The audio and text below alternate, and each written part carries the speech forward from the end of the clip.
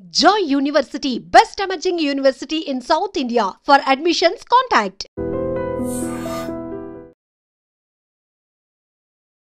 తెలంగాణ రాష్ట్ర సర్కార్ ఎట్టి పరిస్థితుల్లో 2 సీజన్లకి ఏది ఏమైనా ఏ పనులు ఎటువైనా దేనికి ఇచ్చినా ఇవ్వకపోయినా రైతులకు మాత్రం రైతు భరోసా ఇవ్వాల్సిందే అని ఫిక్స్ అయింది కాబట్టి దానికి సంబంధించి చాలా రోజులు కసరత్తు చేసింది. అట్లాగే రైతులకు సంబంధించి రైతు భరోసా అట్లీస్ట్ వాళ్ళు పంటలు వేసుకోకంటే ముందే ఆ భరోసాని అందించాలి.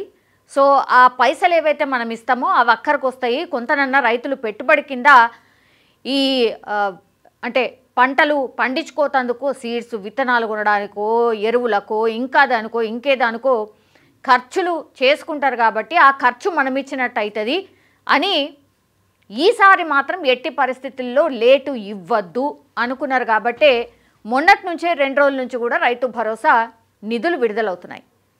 ఇప్పటి వరకు కూడా అధికారికంగా వ్యవసాయ శాఖ మంత్రి తుమ్మల నాగేశ్వరరావే అనౌన్స్ చేసిండు. అదేంటి అంటే 4 ఎకరాల వరకు రైతు భరోసా నిధులు పడ్డాయి, ఒకసారి చెక్ చేసుకోండి అని.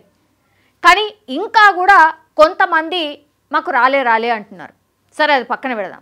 సో ఈ 4 ఎకరాల వరకు ఇప్పటి వరకు రైతులకు విడుదల చేసినటువంటి నిధులు ఎన్నయ్యా అంటే 5,212 కోట్ల రూపాయలు ఇప్పుడు రైతుల ఖాతాల్లో 4 ఎకరాల వరకు ఉన్నటువంటి రైతులు ఎవరైతే ఉన్నారో వాళ్ళందరికీ కూడా జమ చేసినట్టుగా లెక్కలతో సహా చెప్పింది రాష్ట్ర సర్కార్. సో ఇంకా మిగిలిపోయిన ఎన్ని అని అంటే యాక్చువల్లీ వీళ్ళు రైతు భరోసా కింద రైతులకు విడుదల చేసేటటువంటి నిధులు 9,000 కోట్ల రూపాయలు ఈసారి రైతు భరోసా కింద మేము రైతులకు నిధులు విడుదల చేయబోతున్నాము అని రాష్ట్ర సర్కారే ముందుగానే అనౌన్స్ చేసింది. కాబట్టి ఇప్పుడు ఆల్రెడీ 4 ఎకరాల రైతుల వరకు మేము వేసాం.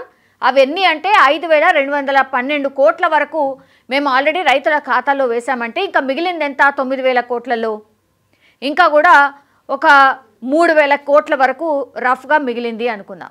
3 నుంచి 3.5 కోట్ల వరకు ఇంకా మిగిలింది. సో ఆ 3,500 కోట్ల రూపాయలు కూడా ఇప్పుడు రైతు భరోసా కింద ముందుగా అనౌన్స్ చేసినట్టుగా 9 రోజులల్లో 9,000 కోట్ల రూపాయల రైతు భరోసాని మేము వేయబోతున్నాం అన్నాం. కాబట్టి ఇంకా కూడా వారం రోజులల్లో మిగతా ఏదైతే రైతులకు ఇంకా రైతు భరోసా పడలేదో వాళ్ళందరికీ కూడా రిలీజ్ చేయబోతున్నాము అని చెప్పకనే చెప్పిండ్రు. ఈసారి మాత్రం మేము లేట్ చేయకుండా ఖచ్చితంగా ఖరీఫ్ సీజన్కే రైతు భరోసా ఇస్తాము అని వాళ్ళు అనుకున్నారు. కాబట్టి ఈసారి రైతు భరోసా ఆన్ టైం వేసినట్టు లెక్క. వాళ్ళే స్వయంగా చెప్తున్నారు, గవర్నమెంటే చెప్తున్నది, వ్యవసాయ శాఖ మంత్రి తుమ్మల నాగేశ్వరరావు చెప్తున్నారు. అసలు గతంలో రైతు బంధు అని ఇచ్చిండ్రు. రైతు బంధు పేరు మీద ఎప్పటి వరకు పడ్డాయి? ఇట్లా ఓటేసారి రైతులకు బడ్జెట్ అంతా పెట్టుకొని అందరి అకౌంట్లలో వేసిన పరిస్థితి ఎన్నడూ లేదు. ఎందుకంటే నేను కూడా అక్కడనే ఆ బీఆర్ఎస్ ప్రభుత్వంలో వర్క్ చేసి వచ్చిన యాజ్ ఏ మంత్రిగా నేను కూడా ఉన్నా కాబట్టి నాకు తెలుసు. 3-4 నెలల పాటు విడతల వారీగా అప్పుడప్పుడు వేసేవాళ్ళు తప్పించి ఇట్లా ఓటేసారి ఈ రైతులకు అక్కడికొచ్చేలాగా ముందే పెట్టుబడి సహాయంగా ఎప్పుడు కూడా బీఆర్ఎస్ వాళ్ళు వేయలేదు. కానీ ఈరోజు వాళ్ళు పెద్ద నోరేసుకొని మాట్లాడుతున్నారు, పెద్ద మాటలు మాట్లాడుతున్నారు, మా మీదనే విమర్శలు గుప్పిస్తున్నారు. మాకు రైతుల మీద ప్రేమ ఉన్నది, చిత్తశుద్ధి ఉంది కాబట్టి మేము ఇవన్నీ చేస్తున్నాం. ఎంత ఆర్థిక ఇబ్బంది ఉన్నా సరే, ఎవరు ఎన్నన్నా సరే, ఎన్ని విమర్శలు చేసినా సరే మేము అన్నీ సర్దుబాటు చేసుకొని రైతులే మా ప్రయారిటీ కాబట్టి రైతులకు పెట్టుబడి సహాయంగానే ఈ రైతు బంధు రైతు భరోసా అందాలి. కాబట్టి ఈ రైతులు నిధుల కోసమే మేము మొత్తం సమీకరించుకున్నాం. ఆ తర్వాత ఓటేసారి 9 రోజులల్లో 9,000 కోట్లని మేము రైతుల ఖాతాల్లో వేయబోతున్నాం. ఇది మా చిత్తశుద్ధి అనేటువంటి మాట తుమ్మల నాగేశ్వరరావు చెప్పినటువంటి పరిస్థితి. అయితే మనకు తెలుసు కదా, మొన్న లాస్ట్ టైం కూడా 6 నెలల క్రితం ఏదైతే పడ్డిందో అప్పుడు కూడా పదే చెప్పిండ్రు, ఖచ్చితంగా ఎవరైతే పంట పండిస్తారో వాళ్ళకే మేము రైతు భరోసా ఇస్తాము అని చెప్పిండ్రు. ఇంకోటి గ్రౌండ్ లెవెల్లో ఈ వ్యవసాయ శాఖ అధికారి ఎవరైతే ఉన్నారో వాళ్ళు వచ్చి చెక్ చేస్తారు, ఖచ్చితంగా పంట వేస్తున్నారా లేదా, పంట వేసేటటువంటి రైతులకే రైతు భరోసా అని గతంలోనే చెప్పిండ్రు. సో ఈ 2 నిబంధనలు మాత్రం ఖచ్చితంగా పాటించబోతున్నాము అని గతంలో చెప్పిండ్రు కాబట్టి ఇప్పుడు ఈ నిబంధనను కూడా ఖచ్చితంగా పాటిస్తున్నారు. కాబట్టి అడపాదడపా కొంతమంది రైతులు కూడా ఇగో మాకు అరెకమే ఉన్నది, మాకు ఓన్లీ 1 ఎకరే ఉంది, అయినా సరే ఇప్పటి వరకు పడలేదు అని ఇంకా కూడా అక్కడక్కడ రైతులు అడుగుతున్నారు. మాకు ఇంకా రాలేదు, మాకు 3 ఎకరాల లోపల ఉన్నది, మాకు 1 ఎకరమే ఉన్నది, 2 ఎకరాలు ఉంది అనే రైతులు కూడా ఇంకా కూడా మాట్లాడుతున్నారు. ఒకసారి నేను ఇప్పుడు చెప్పినటువంటి నిబంధన ఏదైతే ఉందో ఖచ్చితంగా మీరు పంట వేసే రైతు అయ్యుండి మీ దగ్గరకు వచ్చి వ్యవసాయ శాఖ అధికారి చెక్ చేసుకొని రాసుకొని మీ డీటెయిల్స్ అన్నీ తీసుకొని ఉంటే మీరు అర్హులవుతారు. కాబట్టి దగ్గరలో ఉన్న వ్యవసాయ శాఖ అధికారి దగ్గరికి వెళ్ళి ఇగో మా పంట ఈడున్నది, నా సర్వే నెంబర్ ఇది, మా ఎకరం ఇక్కడున్నది, ఈ ఊర్లు ఉన్నది అని చెప్పి మీరు వెళ్ళి ఒకసారి ఆయన దగ్గరికి వెళ్ళి మాట్లాడొస్తే ఒకవేళ ఎక్కడన్నా పడకపోయి ఉంటే మాత్రం ఖచ్చితంగా వాళ్ళకు ఇస్తాము అని కూడా ప్రభుత్వం చెప్తోంది. కాబట్టి ఎవరైనా పడకపోయి ఉంటే మాత్రం ఈ పని అయితే ఖచ్చితంగా చేయండి. ఇంకా వారం రోజులు ఉంది కాబట్టి ఇంకా వారం రోజులల్లా మరి ఎవరికైతే ఇప్పటి వరకు ఇంకా రాలేదు అని చెప్తున్నారో వాళ్ళకు వస్తాయేమో.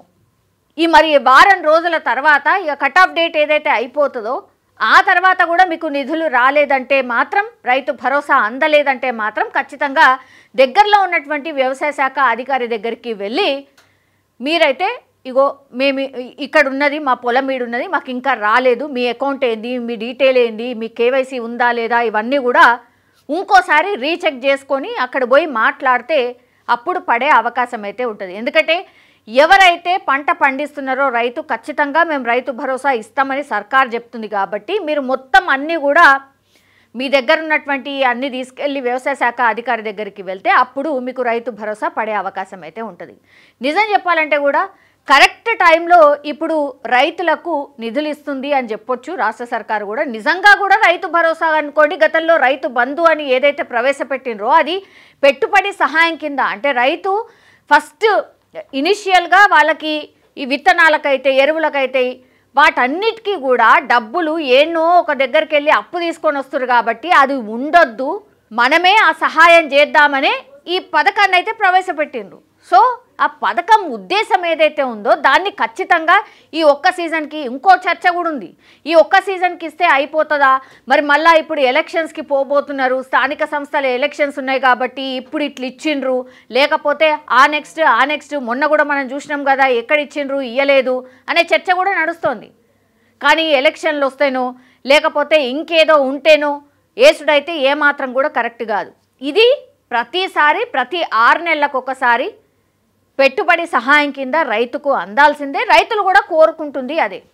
సో పెద్దగా ఆశిస్తలేరు, ఓ పెద్ద ఇప్పుడు పంట పెట్టుబడి కింద మీరు సాయం చేస్తున్నారు, ఆ తర్వాత పంట అమ్మేటప్పుడు కూడా ఇంతే మంచిగా రైతును చూసుకోండి, ఇంతే మంచిగా రైతుకి మరి అమ్మడానికి సౌలతులు కల్పించండి, మద్దతు ధర మంచిగా ఇవ్వండి, ఇవే రైతులు కోరేది, ఇంకేం కోరరు. సో దీని మీద ఈ 2-3 విషయాల మీద నిజంగా ప్రభుత్వం ఫోకస్ పెడితే మాత్రం ఈ పథకం ఏదైతే ఉందో నిజంగా రైతులకు అక్కడికొచ్చినట్టు లెక్క. నిజంగా ప్రస్తుతం ఉన్నటువంటి సమాజం దేనికి ప్రయారిటీ ఇస్తుంది? ఆర్థిక సంబంధాల చుట్టూ మాత్రమే తిరుగుతుంది. మళ్ళీ ఎన్నికలంగానే చాలా విరక్తి కలుగుతుంది. మంచి అనిపిస్తుంది కదా, లేడీస్ కూడా ఛాలెంజింగ్ జాబ్స్ చేసినప్పుడు చాలా బాగుంటది. ట్రాఫిక్ అసిస్టెంట్స్ గా నియమించిన ట్రాన్స్జెండర్స్ అందరితో సాల్యూట్ చేయించుకుంటున్నారు. ఫుడ్ డెలివరీ ఇవ్వటానికి వెళ్ళినటువంటి డెలివరీ బాయ్ అనిల్ పై కళ్ళ ముందు